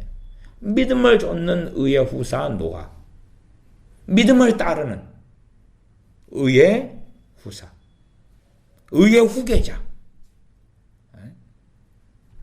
11장 8절 믿음으로 아브라함은 부르심을 받았을 때에 순종하여. 믿음 있는 아브라함을 하나님이 부르죠. 그 부르심에 이제 믿음이 있기 때문에 아브라함은 순종이 가능한 거예요. 그 순종이 쉬운 건 아니죠. 왜? 갈 바를 알지 못하고 가야 됐고, 나이가 적잖이 75살이다 그 말이에요. 75이. 그 나이에 고향을 떠난다는 거예요. 그게 어떻게 쉽냐 그 말이, 그 나이에. 더군다나 팔레스틴이 치안이 좋은 땅이 아니지. 당시 어떻게 치안이 좋아요. 그러니까 이 아브라함은 자기 집에서 군사를 따로 기른단 말이에요. 사회적 약자니까 만만하게 보이면 침략당하고 노략당하고 죽임당하고, 그 땅에 고향 땅이면 고향에도 시족사회이기 때문에 가족 형제 일가 친치로 단단하게 방비를 해가지고 사니까 괜찮은데, 낯설고 물서른 땅, 치안도 좋지 않고 위험한 그 땅으로 하나님이 가라고 하시는 거예요. 믿음이 있으니까 갈 수 있었다 그 말이. 그래서 믿음으로 아브라함은 부르심을 받았을 때 순종하여, 순종이 가능하죠. 믿음과 순종, 믿음과 행함. 믿음 없는 순종이란 가치 자체가 없는 거예요. 가치 자체가 없어요. 믿음 없는 순종보다 1000배, 10,000배, 10,000,000배가 좋은 것이 안고 없는 찐빵이 되겠어요. 왜? 안고 없는 찐빵은 그 좋잖아요. 맛있잖아요. 그 나름대로. 그러나 믿음 없는 순종이란 빛 좋은 게살구보다도 못하다 그 말. 가치 자체가 없는 거예요. 또한 그것은 외식이 되어져 버리고 마는 거예요. 외식. 속 알맹이는 없는 거예요. 말씀을 계속 보면 순종하여 8절 장래 기업으로 받을 땅에 나갈새 갈 바를 알지 못하고 나갔습니다. 갈 바를 알지 못하고 나갔습니다. 9절 믿음으로 저가 외방에 있는 것 같이, 외방은 이방인의 땅입니다. 외방은 하나님이 지금 약속의 땅 가나안 땅으로 갔는데, 그러나 그 땅도 하나님이 약속을 주셨고 아브라함과 그의 후손에게 주셨다 그래도 실제로 아브라함에게는 외방이다 그 말이. 이방인의 땅이에요. 이방인의 땅. 그리고 이제 아브라함이 참 요즘에 이상한 사람들이 많으니까, 근데 아브라함에게 하나님께서 자, 저 땅을 너와 내 후손에게 주노라. 그러니까 아브라함이 가가지고 너희들 나와. 이거 내 땅이야, 나와. 그러면 하나님의 뜻은 이루기는 고사하고 맞아 죽을 거예요. 응? 하나님께서 약속하신 것을 이룰 때까지 그는 이방인으로 사는 거예요. 팔레스틴에 이방인으로 사는 거예요. 어떤 면에서 이제 인본주의가 만연하면 하나님도 악당이 되시고 아브라함도 악당이 되겠죠. 왜? 아니 팔레스틴 사람이 사는데 누가 먼저 와가지고 하나님 당신께서는 우리가 자리 잡고 사는데 아무리 하나님이 천지의 주인이라 그래도 우리를 쫓아내고 저 갈대아 우르 사람한테 우리 땅을 줄 수 있어요? 이 땅은 우리의 후손들의 것이에요. 그럴 거 아니에요? 그치요? 에? 아니면 아브라함 네가 뭔데 우리 땅을 차지하려고 와? 에? 오, 하나님께서 너하고 내 후손에게 이 땅을 주셨다고? 그 뜻이 안 이루어지도록 너부터 죽여버릴게. 그럴 수 있을 거 아니에요. 하나님의 때에 이루어져야 되고. 그러나 아브라함이 바라봤던 것은 팔레스틴이 아니었어요. 가나안이 아니었어요. 그에게 있는 중심은 이 땅의 것이 아니었기 때문에 천국이었다면 아버지의 나라, 하나님의 나라였어요. 그러니 이 땅에서 아무리 자기 고향에 살고 자기 나라에 살아도 하나님의 진실한 사람들은 나그네로 사는 거예요. 여기에 집을 짓고 아방궁을 만들고 궁궐을 만들고 영원한 도성을 이 땅에서 만드는 게 아니라 그 말이에요. 평화의 땅을 만들고 한국의 한반도 남북 통일을 통해서 평화의 땅을 만들자고 얼마나 광란에 빠져 있어요. 그 정신 나간 일이에요. 세상 사람은 정신 나간 속에 나아가면 되지만 하나님의 사람들은 한반도를 통한 영구한 평화 정착 있어요, 없어요? 영구한 평화 정착 있어요, 없어요? 에? 사람들이 죄악으로 가득 찼는데 영구한 평화 정착이 있겠냐 그 말이. 기독교인들이 거기에 현혹되면 미쳐도 한참 미친 거죠. 아니 한반도가 무엇이 중요해? 중요하지 않아요. 이 땅이 뭐가 중요해요? 중요하지 않아요. 그러나 영원한 그 땅의 도성의 사람으로 그 땅의 시민으로 살다가 마치려는 기독교인들은 하나님하고도 다른 길을 걸어가는 거예요. 하나님의 사람들은 나그네로 시작했다가 나그네로 마치는 거예요. 그래서 베드로 사도 등을 통하여서 나그네라고 증언하지 않습니다. 우리가 나그네라고 이야기하는 거예요. 아브라함이 제가 외방에 이방인의 땅에 있는 것 같이 약속하신 땅에 우거하여 동일한 약속을 유업으로 함께 받은 이삭과 야곱으로 더불어 장막에 거하였습니다. 사실은 아브라함은 돈 좀 있는 사람입니다. 그래서 땅을 사고 집을 짓고 할 수 있다 그 말이에요. 안 그랬다 그 말이에요. 최소한 자기와 함께 살 때에 자기의 후손들도 집을 짓고 땅을 사고 하기보다는 장막을 짓고, 장막은 텐트죠, 텐트. 오늘 설치했다가 내일 철거해 버릴 수 있는 거기에서 살아갔다는 사실이죠. 텐트에서. 아니 얼마든지 아름다운 집을 짓고 그리고 짐승을 키우고 싶다 그러면 그것은 자기의 종들 하인들에게 맡겨도 되고 실상은 가장 좀 비천한 일들 가운데 하나가 짐승 키우는 일이잖아요. 왜? 똥 치워야 되지. 씻겨야 되지. 그 환상적인 아름다운 일이 아니에요. 우리가 닭장을 한다 그러면 그 닭똥 냄새 얼마나 나고 몸에 배고 그래요.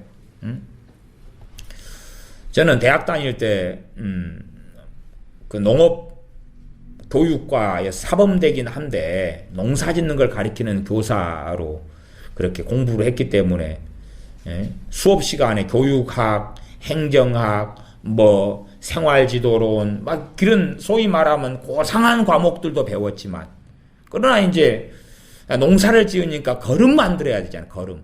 근데 대부분 농촌 출신의 학생은 좀 적고 대다수가 도시 사람이기 때문에 거름 만들 줄은 모른단 말이에요. 퇴비 만들 줄은 모르니까 직접 퇴비를 만든단 말이에요. 퇴비를 직접 만들고 퇴비 만들 때 되면 꽤 많이 쓰는 것이 개분입니다. 닭똥이에요, 닭똥. 개분이에요. 그래서 삽질을 해가지고 퇴비를 만들고 이제 수업을 또 들어가요. 그럼 예를 들어서 교육행정론이다 그러면은 그런 수업 시간이 되면 영어 교육과 수학 교육과 같은 사범대생들이 다 모여서 또 수업을 들어요. 그럴 때 되면. 그러면 이제 우리 몸에서는 지금 닭똥 삽질하다가 거름 만들다가 퇴비 만들다 와가지고 똥 냄새가 확 매여 있단 말이에요. 밖에 삽질하고 들어올 때는 모르는데 들어가면 다 코를 싸매요. 강의 시간에 이제 그 강당에 이제 똥 냄새가 진동을 한단 말이에요. 짐승 키우는 일이 고상한 일이냐? 안 그런 거예요. 그게 고상한 게 아니에요. 좀 고상하게 보이는 게 농사 짓는 일. 그러지만 짐승 키우는 데로 가면 그거 환상적이지 않아요. 농장에 들어가서 한 달을 넘게 살기도 했는데, 이제 농장에 들어가서, 이제 그 대학교 때입니다. 대학교 때. 그러니까 농장에서 살아요. 생활을 농장에서 해요. 농장에서 하고 아침 되면은 대학교 차로 해가지고 대학교로 가요. 갖고 수업을 받고 오후 되면 대학교 차로 다시 농장으로 들어가요. 그리고 이제 농장에서 살아요. 농장에서 하니까 뭐예요? 농장회가 이제 대학교 농장회가 젖소들이 있단 말이야. 젖소들이. 그러면 새벽 4시에 일어나가지고 우리가 이제 젖을 짜요. 소젖을 짜요. 그리고 이제 아침에 또 농사를 좀 짓고, 그 다음에 8시 한 반이라 되면 차를 타고, 거기서 식사하고, 밥에 먹고, 그 다음에 또 학교로 또 저희 출근을 해요. 그렇게 살아요. 왜 그냐면 그것을 농업교육이다 그러면은 그 방대한 걸 가르쳐야 돼요. 이게 단순하게 그냥 교생수업 6주만 하고 끝나는 문제가 아니었어요. 그러면 아침에 일어나서 이제 소젖을 잘라 그러면은 이 소들이 그냥 막 똥구덩이에서 막 뒹굴고 해가지고 소젖에가 똥이 묻어있고 뭐가 있고 그러면은 그 겨울 되고 막 춥고 그럴 때는 날이 춥고 그럴 때는 따뜻한 물에다가 이제 걸레를 가져와 가지고 막 적셔 가지고 그 소젖을 막 닦고 씻겨야 돼요. 안 그러면 더러운 이물질이 묻어가지고 어떻게 우유를 먹겠어요? 그 깨끗한 일이 아니에요. 거룩하고 고상한 일이 아니에요. 그러면 젖소를 키우는 사람이 뭐 소젖은 그 정한 때 짜지 않으면 문제가 생겨요. 또 소가 또 병들기도 해요. 그러니까 오늘 안 짜면 퉁퉁 불어버리면 안 되는 거예요. 적절한 때 빨리 소젖을 짜야 되는 거예요. 소젖을 좀 손으로 짜고 그 다음에 요즘엔 차규기가 나왔어요. 소젖 짜는 기계가. 근데 손으로 좀 짜고 씻고 그건 다 사람 손으로 해야 돼요. 깨끗한 일이 아니에요. 고상한 일이 아니에요. 아브라함은 그렇게 안 할 수 있었던 사람이라 그 말이에요. 그러나 장막에 유하고 텐트를 치고 풀 먹이고 텐트 다시 걷고 풀 있는 곳을 찾아서 움직이고 그 삶을 무엇 때문에 했느냐? 믿음 때문에요. 그러니까 우리는 믿음 때문에 집을 짓고 믿음 때문에 차를 사고 믿음 때문에 성공하고 믿음 때문에 그건 자기가 만든 믿음이고 믿음이 가는 방향성은 각 사람마다 다른데 우리가 생각하는 것하고는 다른 거예요. 내가 만들어낸 믿음은 그러니까 주로 이제 미안한 이야기입니다만은 순복음교회 같이 또 믿음 하는 막 그 케네스 에긴 뭐 또 누구 뭐 그래서 그 천주교와 일치하고 그 미쳐버린 노 목사로서 케네스 코플랜드가 믿음에서 믿음 책을 그렇게 내고 믿음 설교를 그렇게 해가지고 믿음 설교 그렇게 해서 재산이 한 9,800억인가 될 거예요. 그 사람이 목사 중에 세계 최고의 갑부 목사. TV 미국이 그렇게 오랫동안 존경해왔던 최고의 TV 설교자 중에 한 명. 재산이 1조에 가까운 사람. 믿음. 그러니까 믿음이 있으니까 나한테 내라. 그러면 100배로 심은 거다. 그런 스토리죠. 한국 부흥사들도 얼마나 그 장난질을 쳐와요. 그게 자기가 생각하는 스타일의 믿음인 거죠. 다 거짓부렁이죠. 거짓부렁. 믿음은 내가 마음대로 만들어내는 게 아니에요. 물론 믿음의 책임은 우리가 있는 거예요. 그렇죠? 성령 충만은 우리가 만들 수 없어요. 그러나 성령 충만의 책임은 누구한테 있죠? 우리한테요. 예? 하나님의 사랑을 우리가 받아야 돼요. 그러나 내가 마음대로 받고 싶다 해서 받을 수는 없죠. 그러나 책임은 우리한테 있는 거예요. 사람들은 성경에 우리에게 하나님께서 명령하시는 게 있다.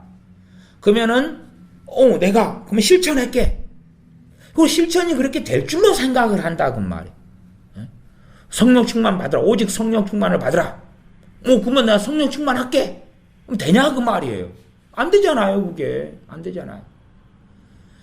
하나님께서 우리에게 명령하시고 그 책임은 우리한테 있는데 우리가 하나님께 엎드리고 믿음 가운데 나아가고 등등을 하지 않으면 사실은 가능하지 않다는 이야기죠. 그쪽 이야기는 뭐 자세하게는 오늘 설교에서는 할 수는 없습니다. 계속 읽어갈 때에 9절이죠. 9절. 그래서 이삭과 야곱으로 더불어 장막에 거하였으니 10절. 이는 하나님의 경영하시고 지으실 터가 있는 성을 바랐음이니라. 그 가나안 땅에 하나님이 약속하신 그 땅에서의 성을 바란 건 아니죠.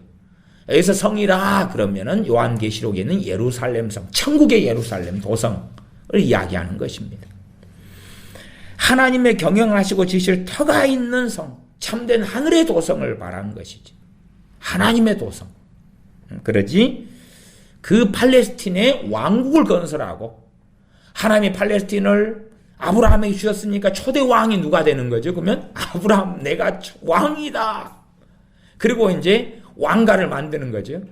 이 두 번째 왕은 이삭 너가 하고 세 번째 왕은 그 자식 가운데 하나 시키고 그런 게 아니죠. 그런 게 아니에요. 물론 여기에서 나중에 사울도 다 아브라함의 자손이고 다윗도 아브라함의 자손이고 왕가는 다 거기서 나옵니다만은 그러나 왕정으로 갈 때까지는 시간이 어마어마하게 걸리죠. 그 사이에 애굽에서 어떤 종살이 시간 430년이 있고 광야의 시간들이 있고 사사시대가 있고 사사시대도 한 400년간 사사시대죠. 그 다음에 이제 왕정으로 넘어가는 거죠. 이 당시에 다른 나라들 이 아브라함이 갔던 팔레스틴 안에나 뭐 블레셋이나 뭐나 다 왕이 있었다고 말이에요. 그렇죠? 소돔 왕이 있었고 고모라 왕이 있었고 반란을 일으켜가지고 전쟁에 아브라함이 끼어들고 그러잖아요. 왕이 있었다고 말이에요. 아브라함이 원하는 게 왕이었겠느냐 그 말이에요. 이 땅의 도성은 아니었다고 말이에요. 왜? 그에게 있는 믿음이 그에게 있는 믿음으로 인하여 믿음은 과거로 이야기하면 그 내비게이션 같은 거지. 믿음은 지도 같은 거고 산속에서 길을 잃으면은 뭐 별을 보고 찾아가나요? 아니면 그 나이테를 보고 나무의 나이테, 나침반 이런 것 보고 찾기도 하잖아요. 우리에게 그 역사하는 믿음이 실상 우리 각 개인이 나아갈 길을 사실은 보여주기도 해요. 나 그 믿음이 없는 사람은 자기가 나아갈 길을 알지를 못하는 거예요. 에녹이 지금 믿음이 있고 믿음이 역사하니까 에녹은 에녹으로서의 하나님께서 기뻐하신 여정을 걸어가는 거예요. 이 아벨은 믿음이 역사하니까 제사를 지내야 될 상황 속에서 더 나은 제사를 드리고 형한테 이제 죽임을 당하죠. 아브라함은 그 믿음이 있으니까 하나님이 말씀하시고 순종하여서 가나안 땅 갈 바를 알지 못하고 하나님께서 말씀하신 그 땅으로 가지요. 그리고 거기에서 나그네 인생을 살다가 인생을 마감합니다. 11절 믿음으로 사라 자신도 나이 늙어 단산하였으나 잉태하는 힘을 얻었다. 믿음이 있으니까 믿음이 뭘 가지고 왔죠? 잉태하는 힘을 가져왔어요. 힘을. 제가 히브리서 강의하면서는 히브리서 11장에 각 사람들에 대한 자세한 설교를 했습니다. 그래서 그 자세한 것까지는 제가 다루지는 않겠습니다. 히브리서 강의를 제가 한 2011년에 했던가요? 막 그때쯤 될 것 같아요. 믿음으로 사라 자신도 나이 늙어서 단상하여서 잉태하는 힘을 얻었다. 이는 약속하신 일을 미쁘신 줄 암이라. 미쁘시다 말은 하나님은 신실하시다. 그걸 알면서 이 믿음이 이제 불타오르는 거예요. 믿음이 불타오르는 거예요. 우리가 불씨가 있다. 그럼 불씨를 가지고 불씨만 가지고 밥을 할 수는 없잖아요. 과거로 이야기한 데는 불씨가 있으면 불씨에다가 불을 더 붙이고 장작을 얹고 그래야지만 가마솥을 얹어가지고 밥을 하는 거죠. 그런 것처럼 이 사라가 가지고 있는 믿음 거기에 이제 하나님의 말씀이 주어져요. 약속의 말씀이. 너가 내년 이맘때 아들을 낳으리라. 믿음이 있어요. 거기에 말씀이 주어져요. 그래가지고 잉태하는 힘. 나이가 90살 된 할머니가 단산했는데 월경도 끝이고 아이를 낳을 수 없게 됐는데 아이를 낳을 수 있는 몸이 되었다 그 말이에요. 이는 약속하신 일을 미쁘신 줄 압니다. 이렇게 믿음과 지금 함께 설명한 것이 약속하신 하나님을 미쁘시다. 신실하시다. 하나님은 신실하시다. 이 약속하신 하나님은 신실하시다. 사실은 우리는 사라보다 더 좋은 약속들을 가지고 있어요. 우리는 하나님께서 직접 나타나셔가지고 우리한테 아무개야 너 인생에서 내가 이걸 원하노라 이렇게 해라 이런 걸 듣고 싶어 할지 몰라도 사라는 성경 66권 있었습니까? 없었습니까? 없었죠. 하나님의 말씀을 정말 부분만 가지고 있었어요. 우리는 방대하게 다 가지고 있잖아요. 다 가지고 있어요. 이 신학자들 가운데 대부분의 신학자들이요, 믿음이 없는 사람들입니다. 신학자들 가운데 대부분의 사람들이 기괴하고 이상합니다. 왜 그러냐 하면 자기 논리로 성경을 보다 보니까 성경이 안 맞는 거예요. 안 맞아요. 이 신학자들의 신학계가 그렇습니다. 성경이 안 맞아요. 마태복음하고 마가복음이 안 맞아요. 같은 사건인데. 마태, 마가, 누가복음이 안 맞아요. 같은 것도 있고 안 맞는 것도 있고 동일한 사건인데 안 맞아요. 민수기에 보면 숫자가 안 맞아요. 족보가 안 맞아요. 안 맞아요. 미묘하게 어그러지는 부분들이 있어요. 성경에가.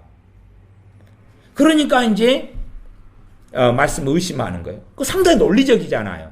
논리적이에요. 그건 안 그런 거예요. 왜? 믿음이 있으면 안 맞는 게 있으면 이것이 틀려서 안 맞는 게 아니고 내가 부족하고 이해력에 도달하지 않았기 때문에 안 맞는 거거든요. 믿음이 있는 사람은 하나님의 말씀 66권이 오류가 없고 결점이 없고 정확하고 무하다는 것을 알아요. 알아요.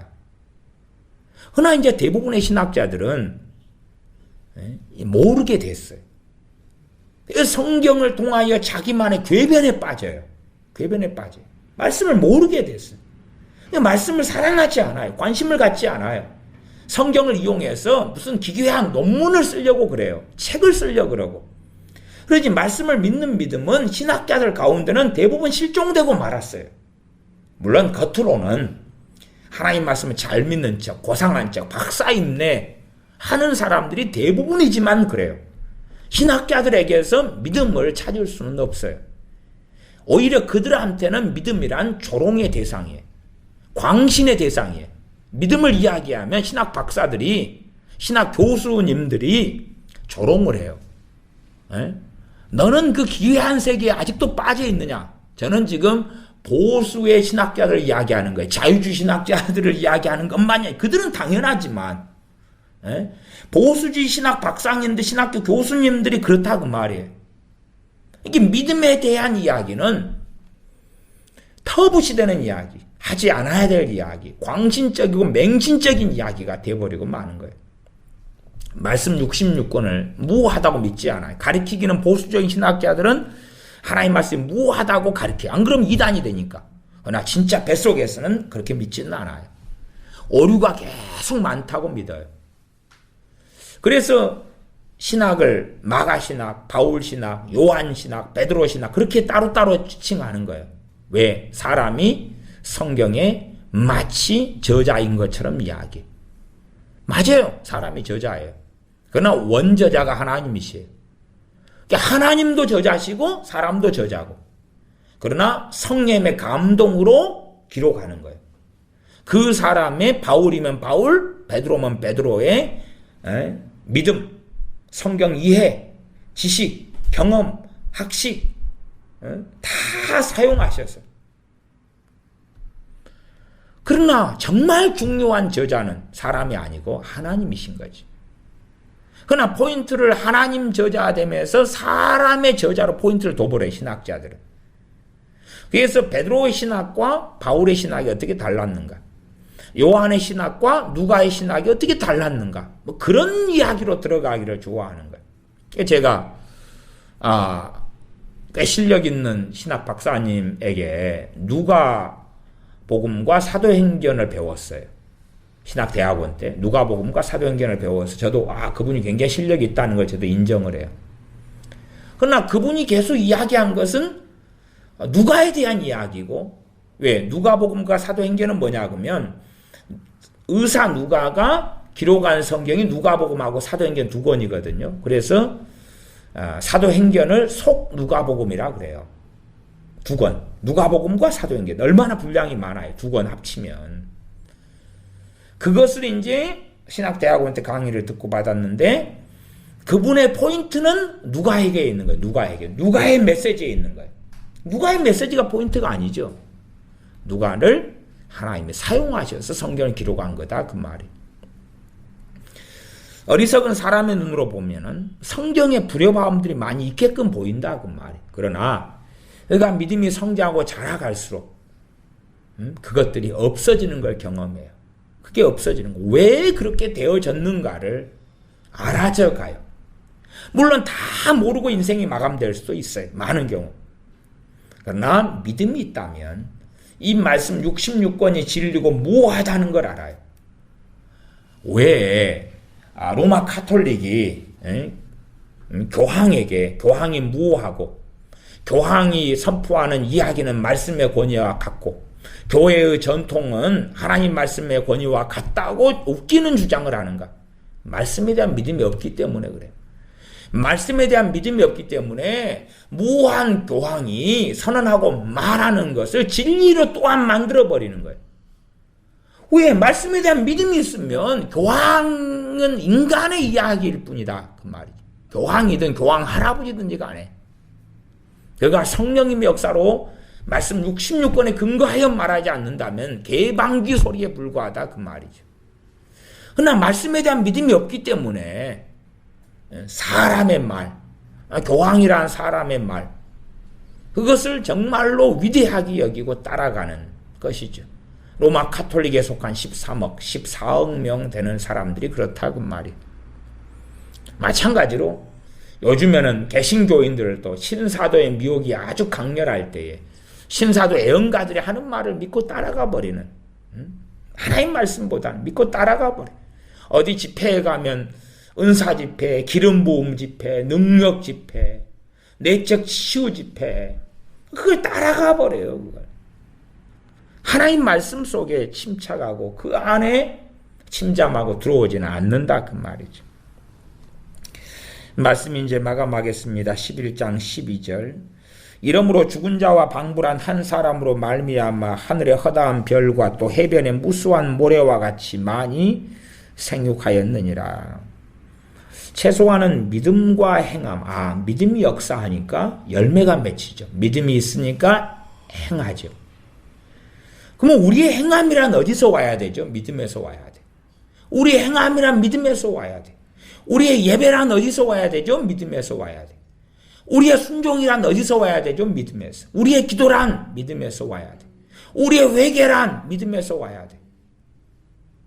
그러나 그렇지 않고 우리의 의지력, 아니면 우리의 원함, 우리의 율법주의, 아니면 우리의 의지력, 우리의 결단, 결심, 우리의 외식,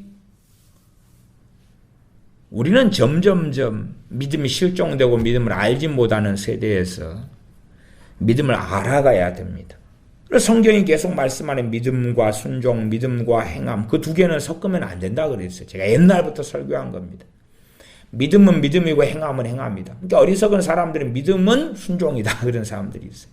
그 사람 정신 나갔고 얼빠졌다. 믿음은 순종이 되는 게 아니에요. 그렇기 때문에 야고보서 2장 22절을 제가 아까 읽었잖아요. 너가 보거니와 믿음이 그의 행함과 함께 일하고 행함으로 믿음이 온전케 되었느니라. 믿음이 무엇과 함께 일합니까? 행함과 함께 일하고. 행함은 행위지요. 순종이고. 행함으로 믿음이 온전케 되고.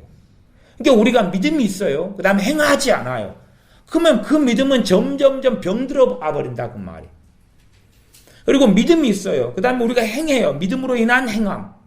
그러면 그 행함을 통하여 믿음은 어찌 돼요? 더 강해지고 강렬해져 간다 그 말이에요. 그런 가장 기본적인 원리들과 말씀들을 우리가 이해하고 알아가야 됩니다. 기도하겠습니다.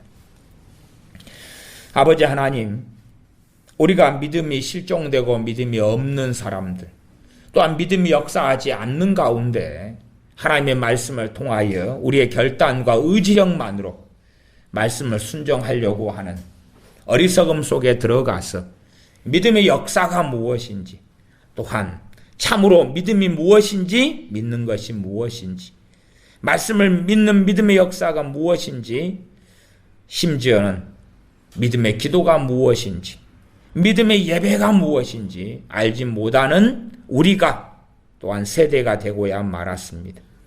하나님의 말씀에 참으로 주목해서 믿음을 알아가는 우리가, 또한 믿음이 역사하는 믿음을 소유하는 우리가 되게 하여 주셔서 믿음을 통하여 우리의 순종이 열매 맺고, 믿음으로 인한 순종으로 인하여, 믿음으로 인한 행함으로 인하여 우리의 믿음이 또한 더 온전케 되어가는 그러한 주님의 사람들이 되게 하여 주시옵소서. 우리 주 예수님의 이름으로 기도하옵나이다. 아멘. 기도하겠습니다.